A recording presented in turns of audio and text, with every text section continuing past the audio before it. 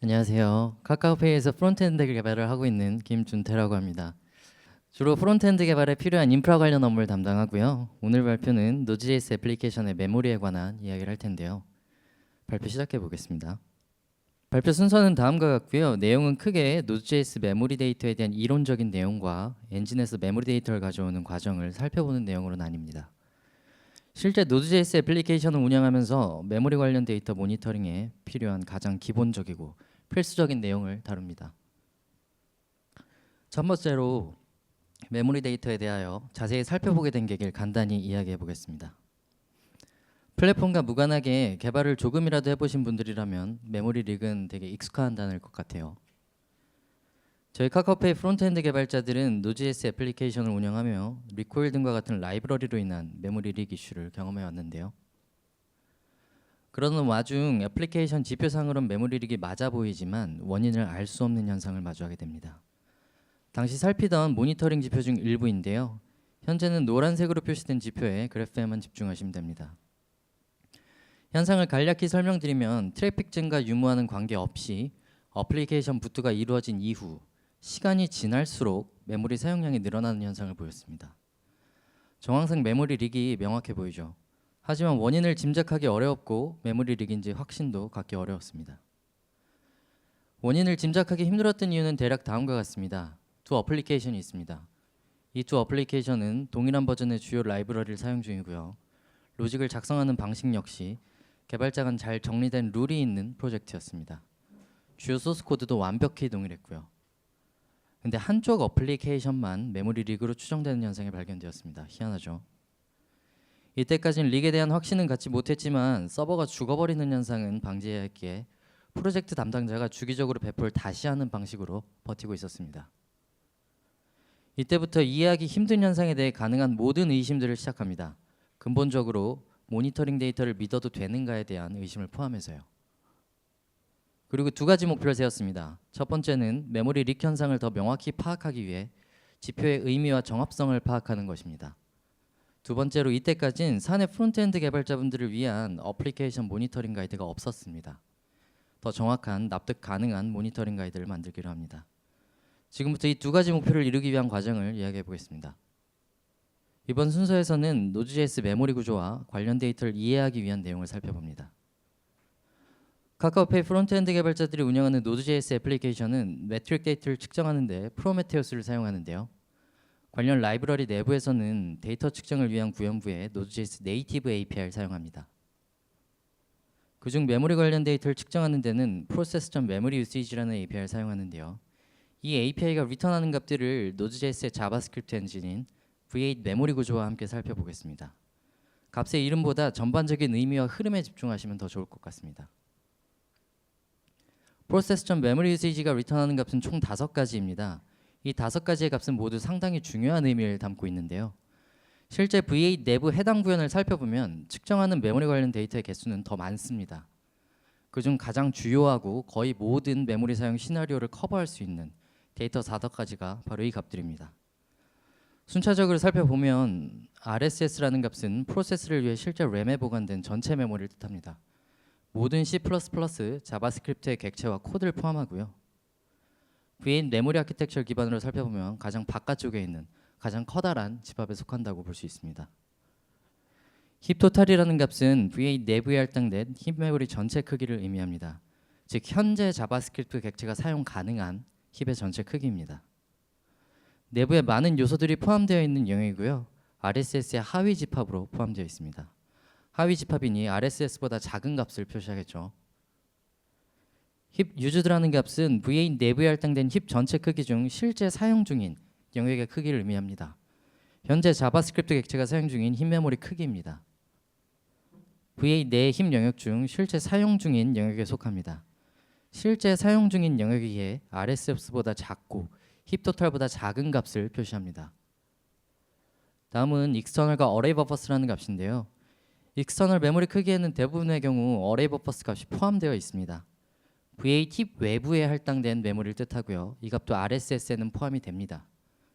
이 값은 시간 관계상 더 다루지 않기에 설명을 조금 더 덧붙이겠습니다. 모두라고 확언할 수는 없지만 대부분의 경우는 C++ 코드로 작성된 Node.js 내부 코드나 관련 애드온이 말록 같은 함수로 자원을 할당하는 경우, 커다란 어레이 버퍼, 즉 바이너리 데이터가 할당될 때 이 값에 포함됩니다. 일반적인 어플리케이션 서버인 경우는 상대적으로 이 값이 큰 걸 자주 보실 일은 없을 가능성이 더 크고요. 버퍼로 파일을 읽는 작업, 엑셀, 동영상, 각종 이미지 파일, 특히 큰 파일에 대한 I/O 작업이 잦은 어플리케이션이라면 이 값을 잘 살피셔야 합니다. 이렇게 총 5가지의 값을 살펴봤는데요. 살펴본 5가지 값 중 이 3가지 값에 대한 관계를 조금 더 알아보겠습니다. RSS, 힙 토탈, 힙 유즈드의 관계입니다. 이 값들의 관계를 간단히 표현해봤습니다. 언급했듯 RSS, 힙 토탈, 힙 유즈드 순서대로 하위 집합의 개념에 속하는 관계를 가지고 있습니다. 값의 크기 역시 동일한 논리로 표현될 것입니다. 이 3가지 값의 크기는 함께 변화하는데요. 그 이론을 살펴보겠습니다. Node.js 메모리 리밋이 4기가라고 가정하고 애플리케이션이 구동되면 힙 토탈은 4기가보다 작은 값을 가지게 됩니다. 아울러 힙 유즈드는 힙 토탈보다는 작지만 거의 근사치에 해당하는 값을 가지게 됩니다. 경우에 따라 다르긴 한데 대부분의 경우는 힙 토탈의 최소 50% 이상에 해당하는 값을 가지게 됩니다. 이후 애플리케이션이 동작하는 과정에 더 큰 메모리를 필요로 하는 시점이 옵니다. 그럼 V8은 힙 유즈드 사이즈를 가용하기 위하여 메모리 리밋 범위 내에서 힙 토탈 사이즈를 증가시킵니다. 이 두 값은 서로 유기적으로 변화하고요. GC가 돌게 되면 함께 감소합니다. 가용해야 하는 메모리에 따른 이 변화는 RSS 값에도 즉각적인 영향을 끼칩니다. 즉 힙 토탈, 힙 유즈드, RSS의 증가와 감소는 함께 이루어집니다.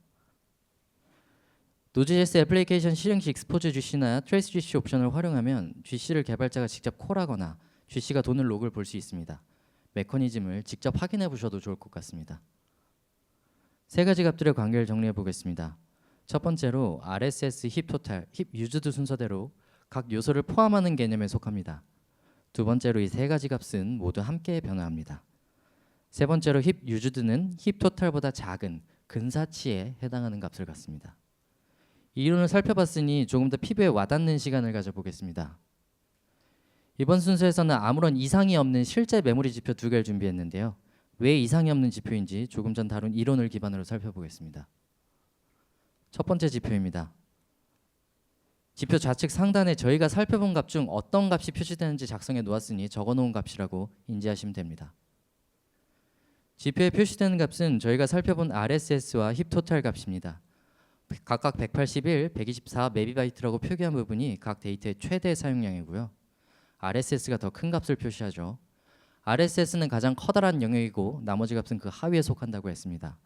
같은 시점의 지표이지만 RSS는 가장 큰 영역이기에 데이터의 논리상 문제가 없는 지표입니다. 지금 보이는 이 표현식을 벗어나지 않았다는 걸 확인한 거죠. 두 번째 지표입니다. 이 지표는 힙 토탈과 힙 유즈드를 활용한 지표인데요. 현재 몇 %의 메모리 사용률을 보이는지를 표시하는 지표입니다.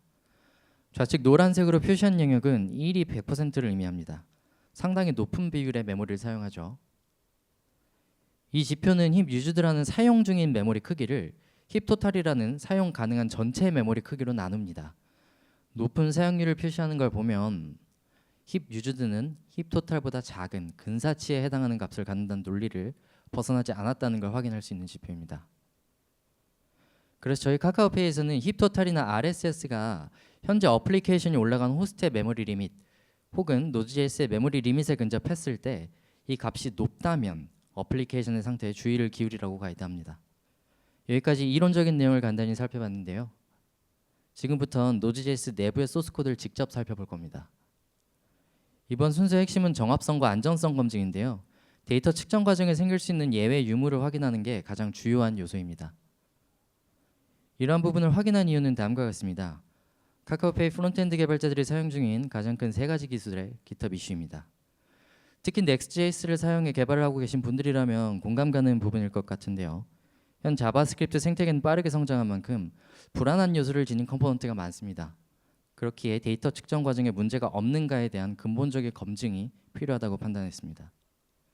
소스 코드는 Node.js 20.15.1 버전을 기준으로 살펴봅니다. 시간 관계상 process.memory usage의 구현부만 따라갈 텐데요. 코드를 따라가야 하기에 한 호흡으로 진행합니다. Node.js가 엔진과 연관이 깊은 기능을 어떻게 바인딩하느냐와 엔진의 정보를 잘 가져오는가에 집중하시면 좋을 것 같습니다. 실제 소스 코드 일부입니다. 하이라이트된 코드 중 화살표 표시가 있는 코드를 따라오시면 됩니다. 이 파일은 node.js 파일인데요. node.js가 실행될 때 가장 먼저 실행되는 JS 파일 여러 개 중 하나입니다. 폴스레드 셋업 변수에 할당된 모듈은 각 스레드를 설정할 때 실행되는 프로세스 부트스트래퍼를 포함하고 있습니다. 메인 스레드와 워커 스레드를 설정할 때 필요한 다양한 기능이 포함됩니다. raw 메소드 변수에 할당된 모듈은 internal binding이라는 함수를 사용해 프로세스 메소드라는 모듈을 가져오는데요. 이때 사용하는 프로세스 메소드는 자바스크립트 파일에선 찾을 수 없을 겁니다. 그 이유는 C++로 작성된 internal 모듈이라 그렇습니다.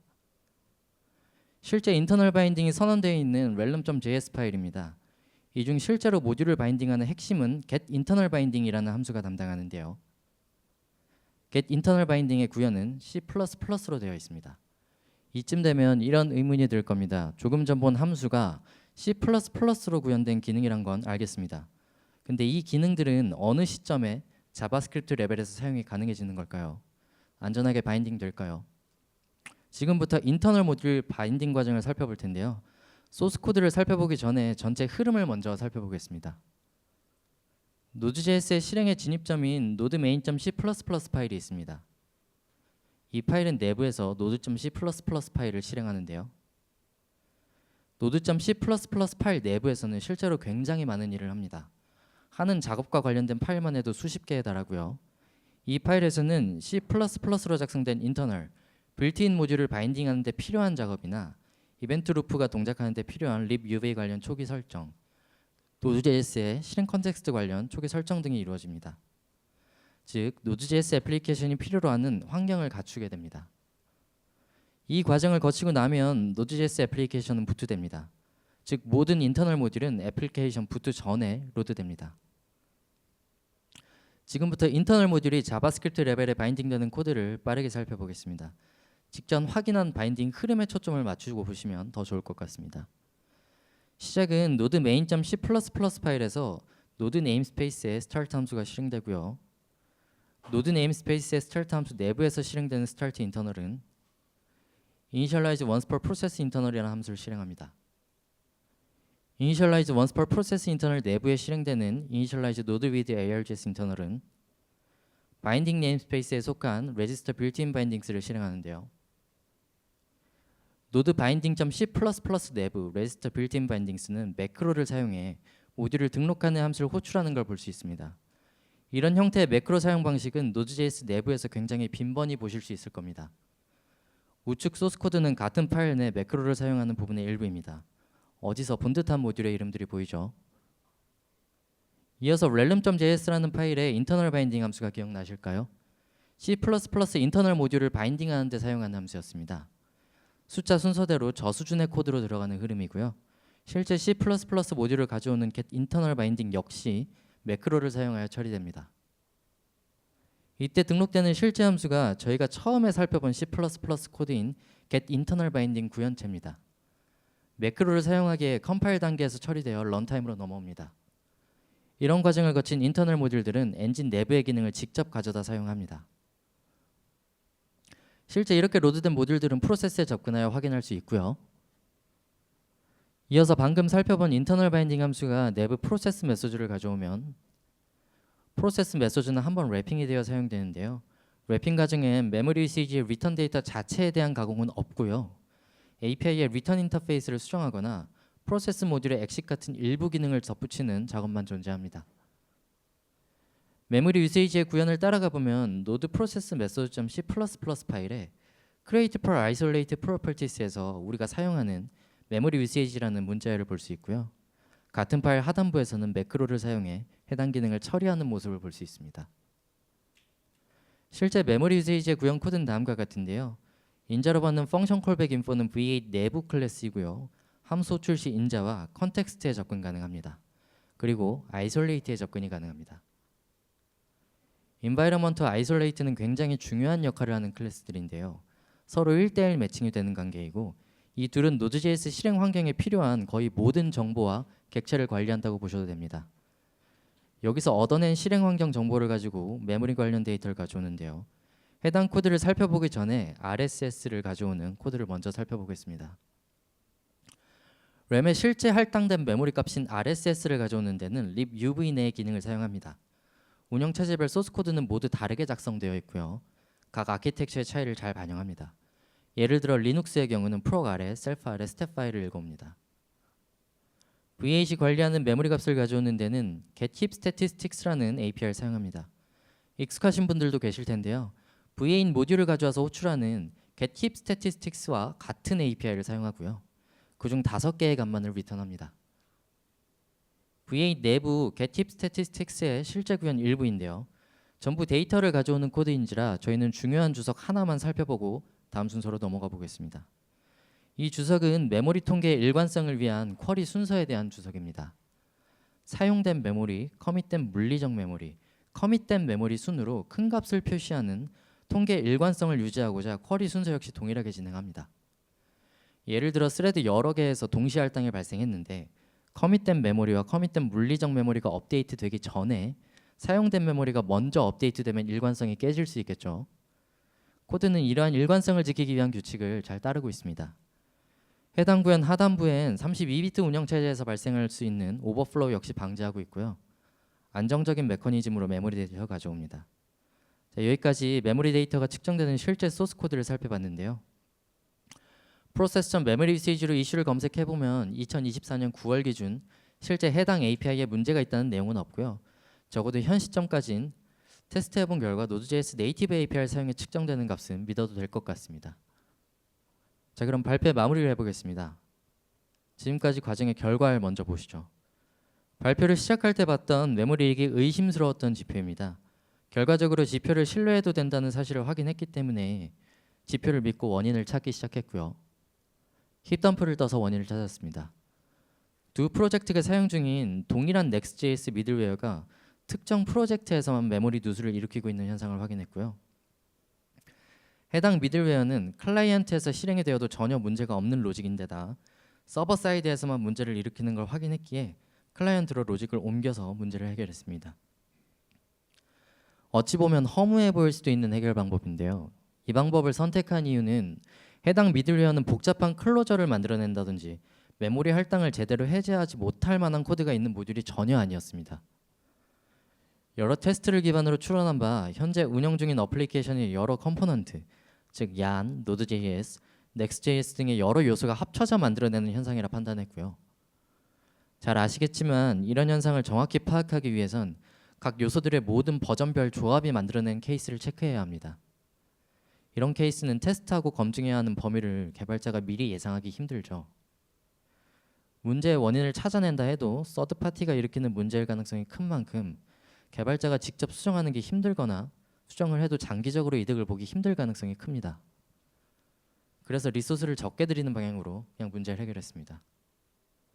그리고 프론트엔드 개발자들을 위한 모니터링 가이드가 생겼습니다. 이번엔 기억하면 좋을 만한 부분을 정리해 보겠습니다. Node.js 메모리 지표를 해석하기 위해 이 발표에서 기억할 부분은 크게 두 가지입니다. 첫 번째, 프로세스 메모리 유세이지가 리턴하는 값들의 의미와 변경 메커니즘을 기억하신다면 적어도 메모리 지표를 해석하는 데는 큰 문제가 없을 겁니다. 두 번째, Node.js 네이티브 API는 엔진 내부 데이터에 바로 접근하는 것과 동일한 동작을 하기에 측정된 데이터는 믿으셔도 됩니다.